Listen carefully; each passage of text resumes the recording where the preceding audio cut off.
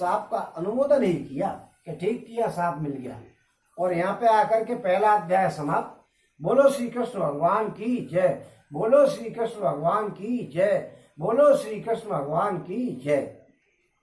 ओम दूसरे अध्याय में वसुदेव जी के पास श्री नारद जी का आना और उन्हें राजा जनक और 9 योगेश्वरों का संवाद सुनाना बताया जा रहा है।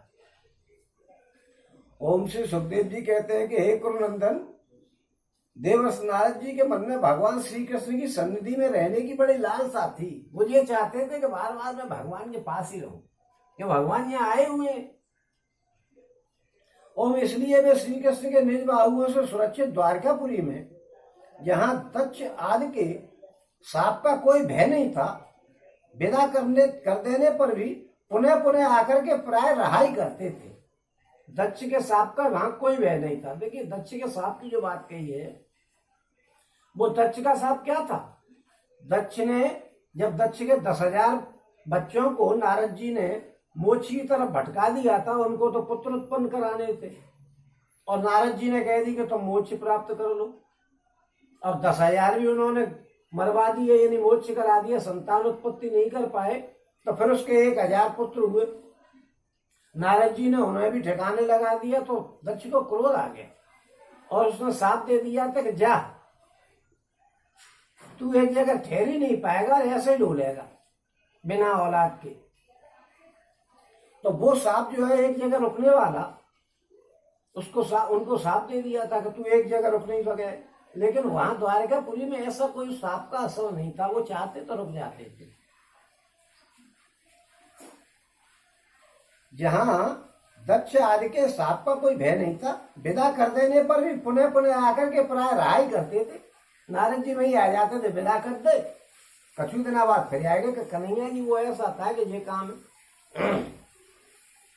ओम हे राजन, ऐसा कौन प्राणी होगा जिसे इंद्रियां तो प्राप्त हों और वो भगवान के ब्रह्मा आदि बड़े बड़े देवताओं के भी उपास्य, चरण कमलों की दिव्य गंध, मधुर मकरंद रस, अलौकिक रूप माधुरी, सुकुमार स्पर्श और मंगलमय ध्वनि का सेवन करना नहीं चाहे। ओम क्योंकि यह बेचारा प्राणी सब ओर से मृत्यु से घिरा हुआ है, मृत्यु से घिरा हुआ है ये प्राणी। कब मृत्यु आ जाए क्या पता। ओम एक दिन की बात है कि देवर्षि नारद जी वसुदेव जी के यहाँ पधारे। वसुदेव जी ने उनका अभिवादन किया तथा आराम से बैठ जाने पर विधि पूर्वक उनकी पूजा करी और इसके बाद पुनः प्रणाम करके और उनसे यह बात कही। ओम श्री वसुदेव जी ने कहा कि संसार में माता पिता का आगमन पुत्रों के लिए और भगवान की ओर अग्रसर होने वाले साधु संतों का पदार्पण प्रपंच में उलझे हुए दीन दुखियों के लिए बड़ा ही सुखकर और बड़ा ही मंगलमय होता है। ओम परंतु हे भगवान, आप तो स्वयं भगवत स्वरूप हैं। आपका चलना फिरना तो समस्त प्राणियों के कल्याण के लिए होता है।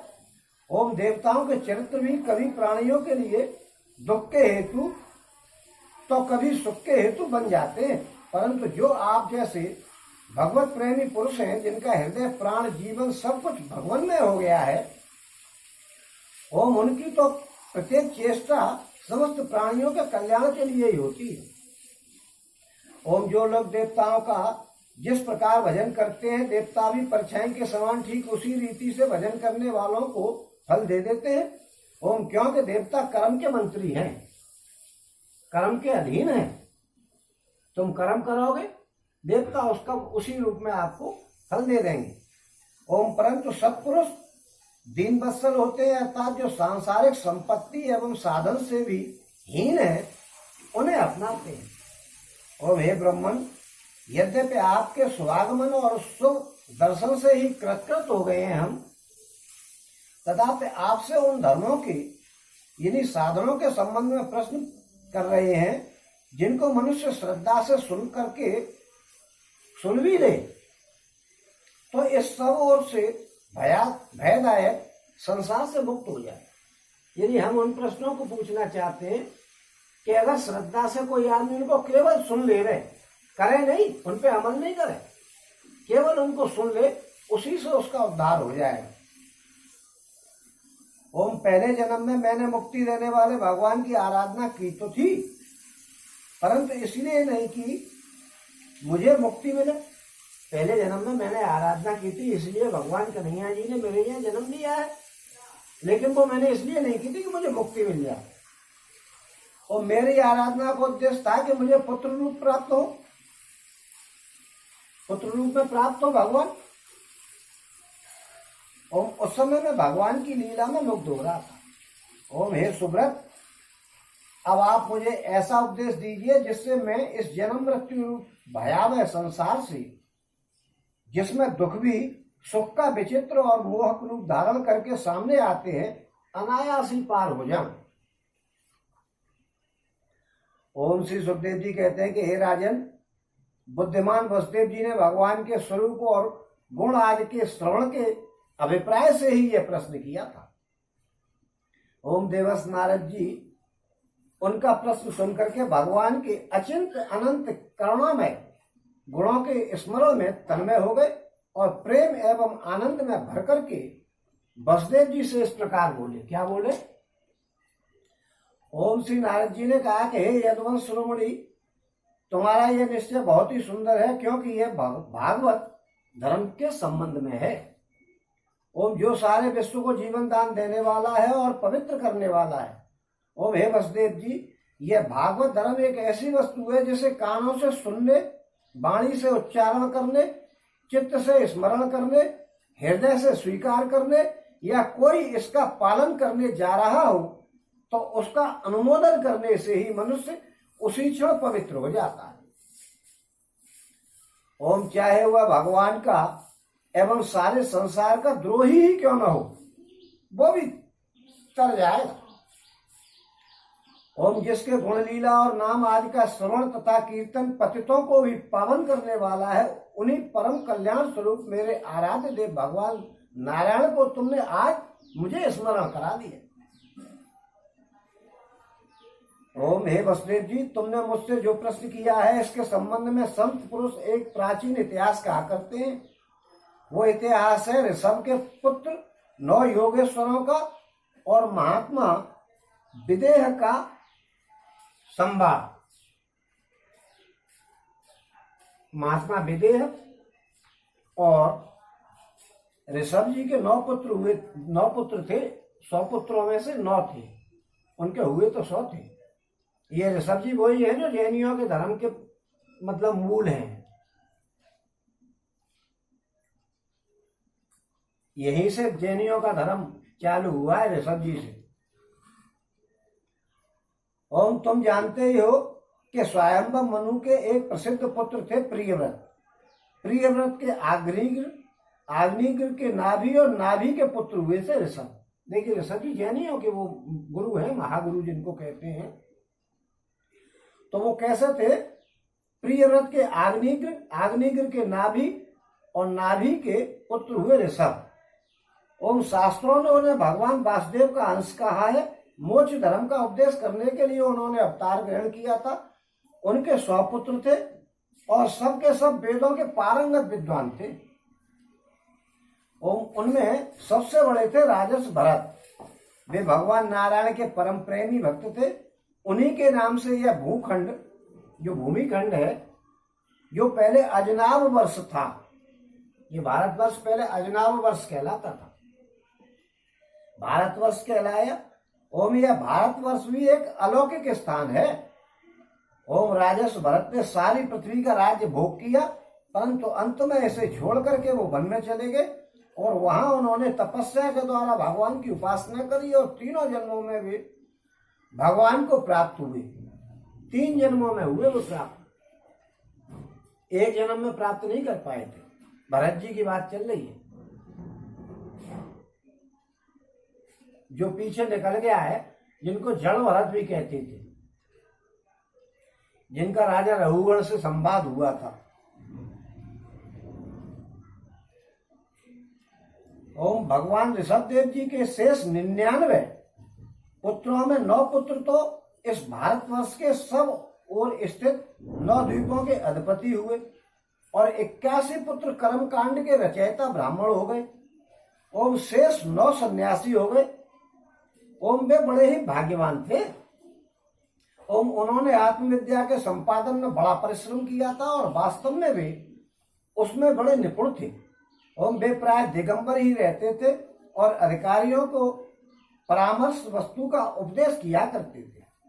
देखो वो दिगंबर रहते थे, जैनियों की बात बता दी है ना।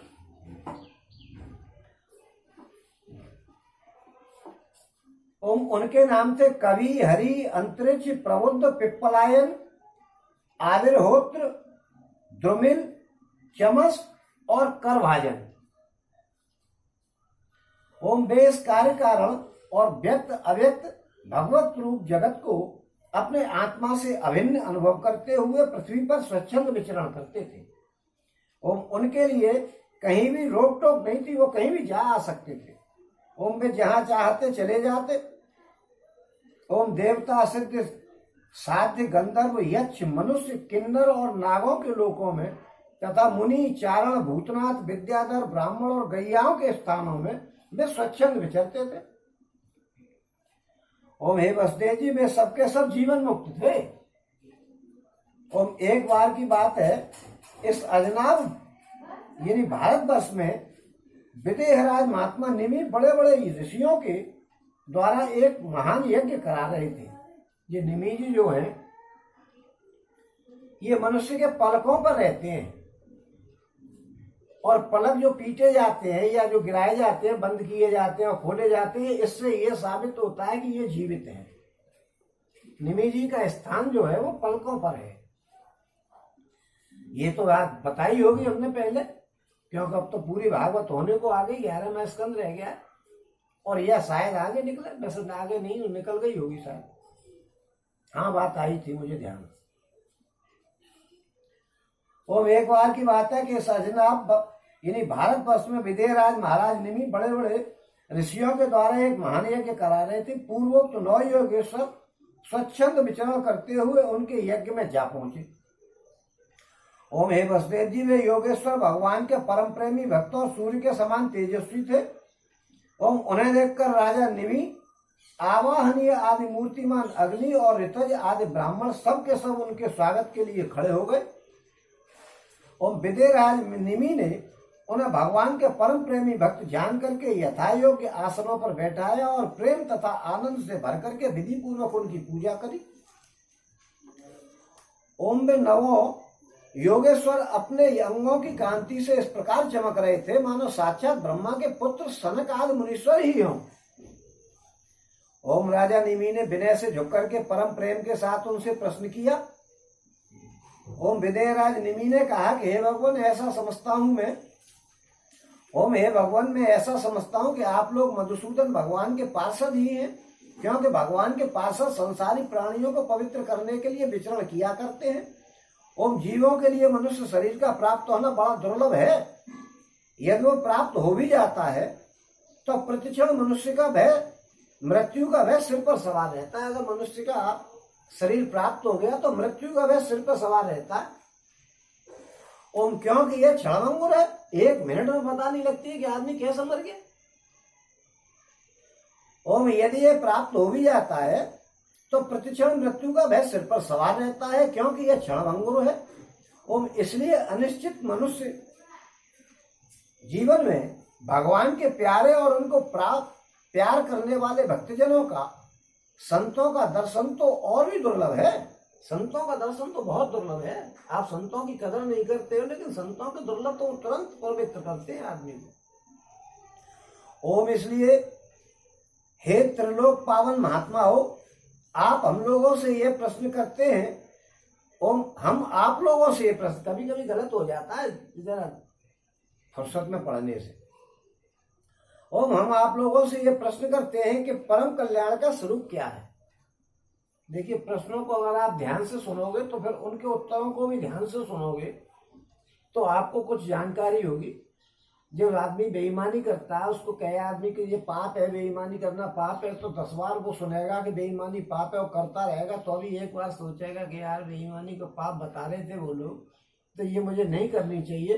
फिर मजबूरी में भले ही करेगा, लेकिन सोचेगा तो है और कभी न कभी बेईमानी को छोड़ भी देगा। इसलिए प्रश्नों को ध्यान से सुने और फिर उनके उत्तरों पर भी ध्यान दें। ओम इसलिए त्रिलोक पावन हे महात्माओं, हम लोग आप हम आप लोगों से ये प्रश्न करते हैं कि परम कल्याण का स्वरूप क्या है और उसका साधन क्या है। कल्याण क्या है और कल्याण कैसे किया जा सकता है। ओम इस संसार में आधे क्षण का सत्संग भी मनुष्यों के लिए परम निधि है। ओम हे योगेश्वरो, यदि हम सुनने के अधिकारी हों तो आप कृपा करके भागवत धर्मों का उपदेश कीजिए, क्योंकि उनसे जन्म आदि विकारों से रहित एक रस भगवान श्री कृष्ण प्रसन्न हो जाते हैं। ओम और उन धर्मों का पालन करने वाले शरणागत भक्तों को अपने आप तक का दान कर डालते हैं। ओम देवस नारद जी कहते हैं कि देवस नारद जी ने, क्योंकि नारद जी का और वसुदेव जी का संवाद चल रहा है ना।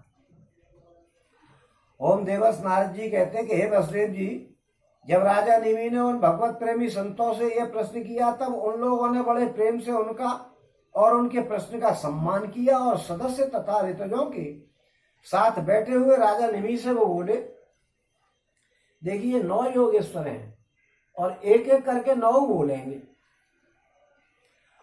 तो पहले उन 9 योगेश्वरों में से कवि जी ने बताया, कवि जी बोलने लगे। तो मैंने अभी नाम बताए थे 9, वो 9 बोलेंगे। तो पहले बोले कवि जी। ओम कवि जी ने कहा कि हे राजन, भक्तजनों के हृदय में कभी दूर नहीं होने वाले अचेत भगवान के चरणों की नित्य निरंतर उपासना ही इस संसार में परम कल्याण है। क्या है परम कल्याण? ओम भक्तजनों के हृदय से कभी दूर नहीं होने वाले अचेत भगवान के चरणों की नित्य निरंतर उपासना ही इस संसार में परम कल्याण यानी आत्यंतिक मोक्ष क्षेम है। क्षेम उसे कहते हैं जिसकी रक्षा करते हैं, किसी चीज को बचाया जाए, सुरक्षित रखा जाए। ओम सर्वदा भय शून्य है, ऐसा मेरा मत है। ओम देह गे आदि तुच्छ एवं असत पदार्थों में अहंता एवं ममता हो जाने के कारण जिन लोगों की चित्तवृत्ति उद्विग्न हो रही है, उनका भय भी इस उपासना का अनुष्ठान करने पर पूर्णतः निवृत्त हो जाता है। देह गे आदि तुच्छ एवं असत पदार्थों में अहंता और ममता हो जाने का कारण जिन लोगों की चित्तवृत्ति उद्विग्न हो रही है, उनका भय भी इस उपासना का अनुष्ठान करने पर पूर्णतः निवृत्त हो जाता है। ओम भगवान ने भोले भाले अज्ञानी पुरुषों को भी सुगमता से साक्षात अपनी प्राप्ति के लिए जो उपाय स्वयं श्रीमुख से बतलाए हैं, उन्हें ही भागवत धर्म समझो। भगवान ने जो अपने मुख से बताए, श्रीमुख का मतलब अपने मुख से बताए हैं, उनको ही भागवत धर्म समझो। और हे राजन, भागवत धर्मों का अवलंबन करके मनुष्य कभी विघ्नों से पीड़ित नहीं होता है और नेत्र बंद करके दौड़ने पर भी अर्थात विधि विधान में त्रुटि हो जाने पर भी न तो मार्ग से स्खलित होता है और न पतित होता है, फल से वंचित ही होता है। अगर आदमी भगवान की प्राप्ति का प्रयास करेगा तो कभी मार्ग से भ्रष्ट नहीं होगा, भ्रष्ट हो जाएगा तो फिर उसी में लग जाएगा, और वो कभी पतित नहीं होगा, गिरेगा नहीं, और कभी उसको फल मिलने से वंचित नहीं होगा वो। ओम भागवत धर्म का पालन करने वाले के लिए ये नियम नहीं है कि वो एक विशेष प्रकार का कर्म ही करे। देखिए, आप अगर कर्म करते हो, आपको जो वस्तु विनिमय करनी है, लेन देन करना है कि भगवान जी मैं ये काम कर रहा हूं, मुझे ये प्राप्त हो जाए, इसके बदले उसमें कोई त्रुटि नहीं होनी चाहिए। अगर उसमें त्रुटि होती है तो वो उसका उल्टा असर हो जाएगा और आपको नुकसान हो जाएगा। और जब आपकी ये मन में कि भगवान से कुछ चाहिए ही नहीं, मुझे तो भगवान की सेवा करनी है, उसमें अगर कोई त्रुटि भी हो जाए तो भगवान जी उसको देखते नहीं। जैसे कोई आदमी आपके प्रेस में या कहीं काम कर रहा है, जो पैसे देगा उस पर तो तुम्हारा पूरा अधिकार होगा, ओए पैसे दे रहा हूं भाई, पूरा काम ठीक कर, उसने गलत कर दिया तो उस पर चढ़ बैठोगे। और जो पैसे नहीं ले रहा है आपसे, उसने कोई गलती कर दी तो कह देगा अरे यार कौन सा मुझसे पैसे ले रहा है, हो गई गलती तो ठीक है, सुधार लेंगे, अरे कुछ तो कर ही गया, मुझसे क्या ले रहा है, जी पैसे तो ले ही नहीं रहा, तो उससे आप कुछ नहीं कहोगे। ऐसे ही भगवान जी भी उससे कुछ नहीं कहते, जो कुछ लिए बगैर ही भगवान की सेवा करते हैं। और जिसे भगवान से कुछ चाहिए उसको तो पूरे नियम का पालन करना पड़ेगा।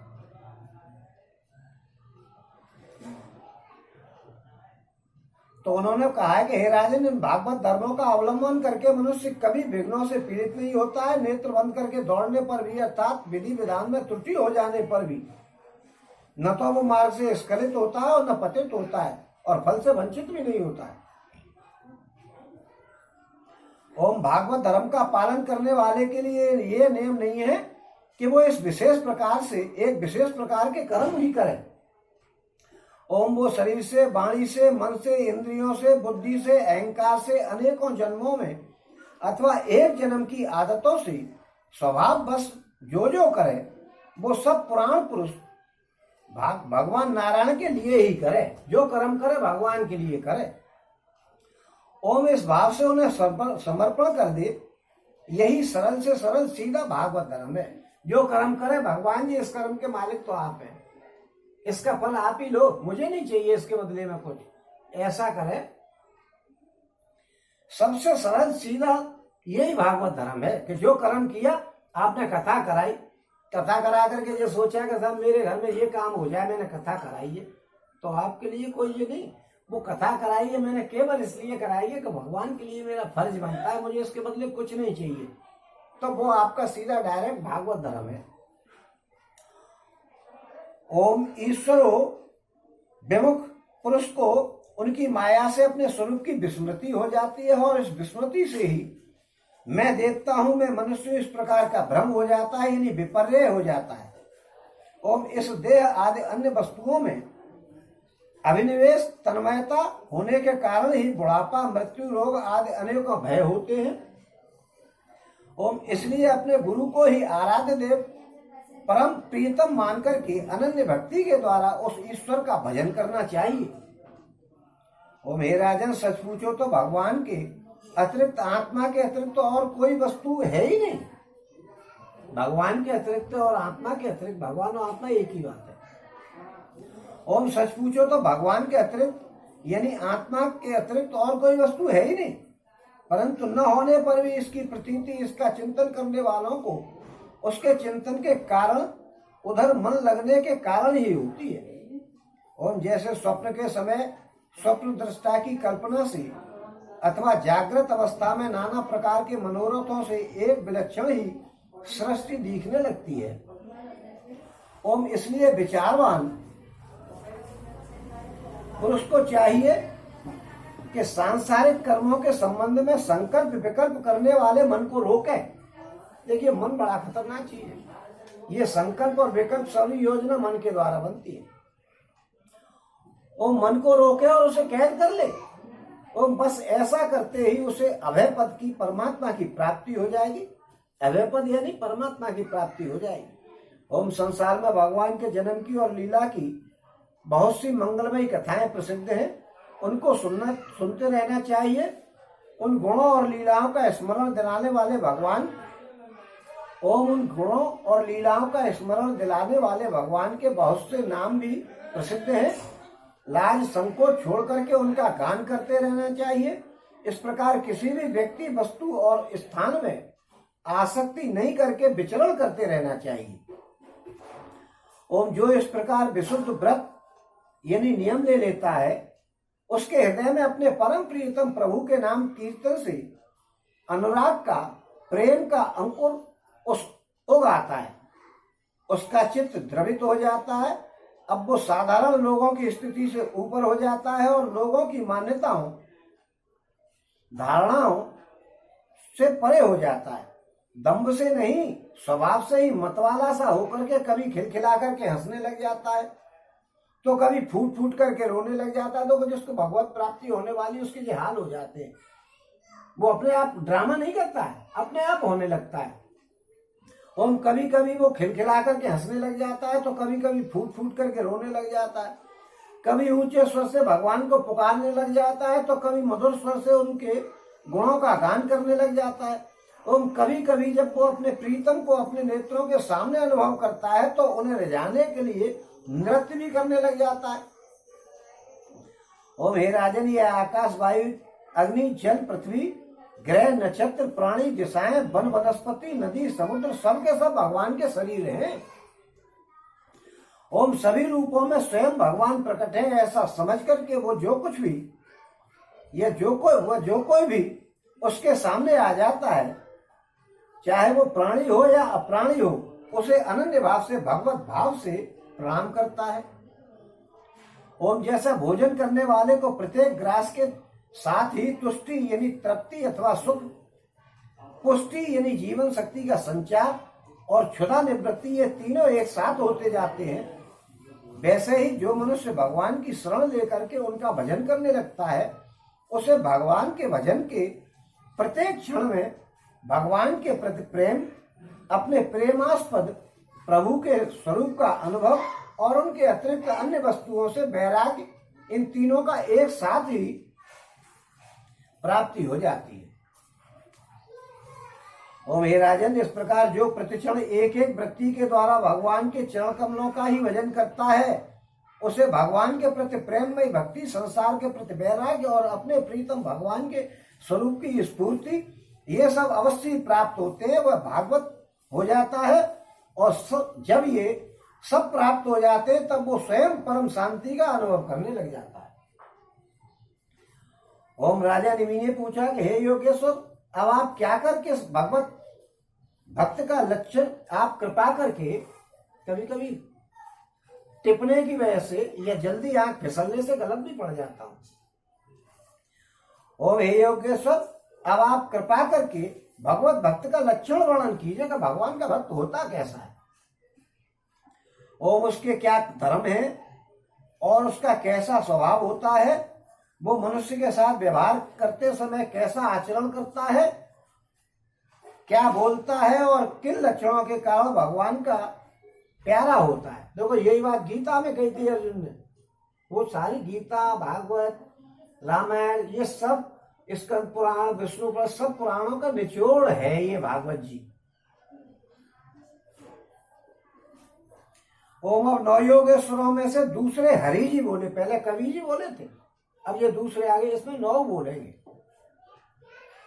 ओम कवि हरि जी बोले कि हे राजन, आत्मस्वरूप भगवान समस्त प्राणियों में आत्मा रूप से यानी नियंता रूप से स्थित है।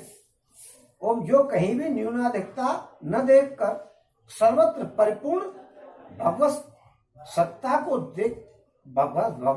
को ही देखता है, जो कहीं भी न्यूनाधिकता न देख करके सर्वत्र परिपूर्ण भगवत सत्ता को ही देखता है, और साथ ही समस्त प्राणी और समस्त पदार्थ आत्मस्वरूप भगवान में ही आधेय रूप से अथवा अध्यस्त रूप से स्थित हैं, अर्थात वास्तव में भगवत स्वरूप ही है।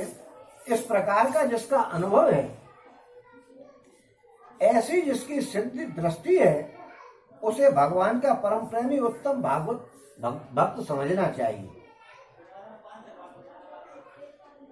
ओम जो भगवान से प्रेम, उनके भक्तों से मित्रता, दुखी और अज्ञानियों पर कृपा तथा भगवान से द्वेष करने वालों की उपेक्षा करता है, वो मध्यम कोटि का भागवत है। भागवत यानी भगवान का भक्त, यानी क्वालिटी बताई जा रही है। और जो भगवान के अर्चा विग्रह, मूर्ति आदि की पूजा तो श्रद्धा से करता है, परंतु भगवान के भक्तों का या दूसरे लोगों की विशेष सेवा शुश्रूषा नहीं करता है, वो साधारण श्रेणी का भगवत भक्त है। उच्च श्रेणी का कौन सा है? आत्मस्वरूप भगवान समस्त प्राणियों में आत्मरूप से विद्यमान है, जो कहीं भी न्यूनाधिकता नहीं देखकर के सर्वत्र भगवत सत्ता को ही देखता है, वो नंबर टॉप पे है। और जो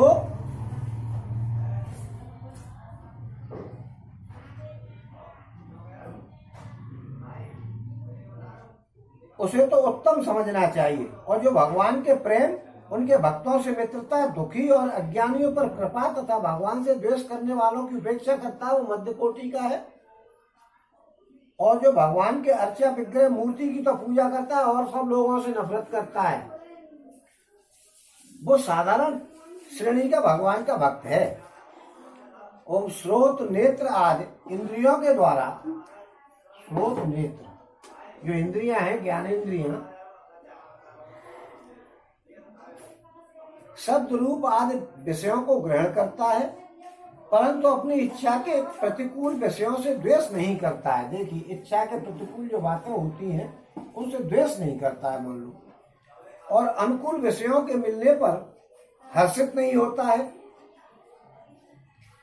उसकी यह दृष्टि बनी रहती है कि यह सब हमारे भगवान की माया है। वो परम पुरुष उत्तम भागवत है जो ये समझता है कि जो कुछ भगवान की माया है,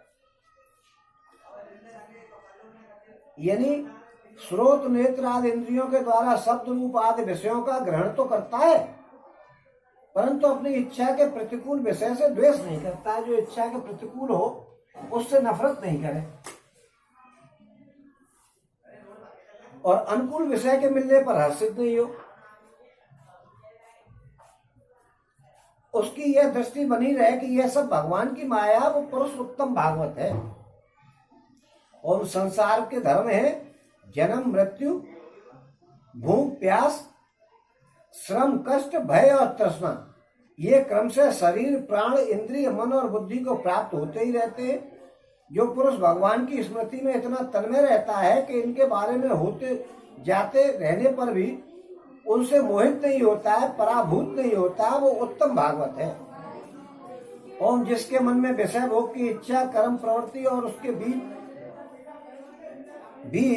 वासनाओं का उदय नहीं होता है, जो एक मात्र भगवान वासुदेव में ही निवास करता है, वो उत्तम भगवान का भक्त है। ओम जिनका इस संसार में न तो सत्कुल में जन्म, तपस्या आदि कर्म से तथा न वर्ण आश्रम एवं जाति से ही अहंग भाव होता है, वो निश्चय ही भगवान का प्यारा होता है। ओम जिनका इस शरीर में न तो सत्कुल में जन्म, तपस्या आदि कर्मों से तथा वर्ण एवं आश्रम एवं जाति से ही अहंग भाव होता है, जिसमें अहंकार नहीं होता है जाति के कारण, या अच्छे कुल में जन्म लेने के कारण जिनमें अहंकार नहीं होता है, वो निश्चय भगवान का प्यारा होता है। ओम धन संपत्ति अथवा शरीर आदि में यह अपना और यह पराया है, इस प्रकार का भेदभाव नहीं रखना। समस्त पदार्थों में समस्वरूप परमात्मा को देखता रहता है, जो संभाव रखता है तथा किसी भी घटना अथवा संकल्प से विक्षिप्त नहीं होकर के शांत रहता है, वो भगवान का उत्तम भक्त है। ओम हे राजन, बड़े बड़े देवता और ऋषि मुनि भी अपने अंतःकरण को भगवान में बनाते हुए जिन्हें ढूंढते रहते हैं, भगवान के ऐसे चरण कमलों से आए आधे क्षण आधे पल के लिए भी जो नहीं हटता है, वो निरंतर उन चरणों की सन्निधि एवं सेवा में ही संलग्न रहता है। यहाँ तक कि कोई स्वयं उसे त्रिभुवन का राज्य लक्ष्मी भी दे दे तो भी वो भगवत स्मृति का तार नहीं तोड़ता है, उस राज्य लक्ष्मी की ओर ध्यान ही नहीं देता है। वही पुरुष वास्तव में भगवान का भक्त और वैष्णवों में अग्रगण्य है और सबसे श्रेष्ठ है। ओम रासलीला के अवसर पर नृत्य गति से भांति भांति के पाद विन्यास करने वाले निखिल सौंदर्य माधुर्य निधि भगवान के चरणों की अंगुली नख की मणि चंद्रिका से जिन शरणागत भक्तों जनों के हृदय का विरहजन्य संताप एक बार दूर हो चुका है, उनके हृदय में फिर कैसे आ सकता है? दोबारा सुने, समझ में नहीं आई मेरी में भी। ओम रासलीला के अवसर पर नृत्य गति से भांति भांति के पाद विन्यास करने वाले निखिल सौंदर्य माधुर्य निधि भगवान के चरणों के अंगुली नख से की मणिचंद्रिका से जिन शरणागत भक्तजनों के हृदय का विरहजन्य संताप एक बार दूर हो चुका है, अच्छा, उनके हृदय में वो फिर कैसे आ सकता है? जो संशय खत्म तो खत्म। ओम जैसे चंद्रोदय होने पर सूर्य का ताप नहीं लग सकता है, उसी प्रकार उसको फिर संताप नहीं हो सकता है, जो भगवान की कृपा पे आधारित होकर के एक बार संताप को दूर कर लेता है। ओम व्यवस्था से नामोच्चारण करने पर भी संपूर्ण अग्रासी को नष्ट कर देने वाले स्वयं भगवान श्री हरि जिनके हृदय को क्षण भर के लिए भी छोड़ते नहीं है, क्योंकि उनसे प्रेम की रस्सी से उनके चरण कमलों को बांध रखा है। उसने प्रेम की रस्सी से उनके चरण कमलों को बांध रखा है। ओम वास्तव में ऐसा पुरुष ही भगवान के भक्तों में प्रधान है, और यहाँ पे आकर के दूसरा अध्याय समाप्त। बोलो श्री कृष्ण भगवान की जय, बोलो श्री कृष्ण भगवान की जय, बोलो श्री कृष्ण भगवान की जय। ओम तीसरे अध्याय में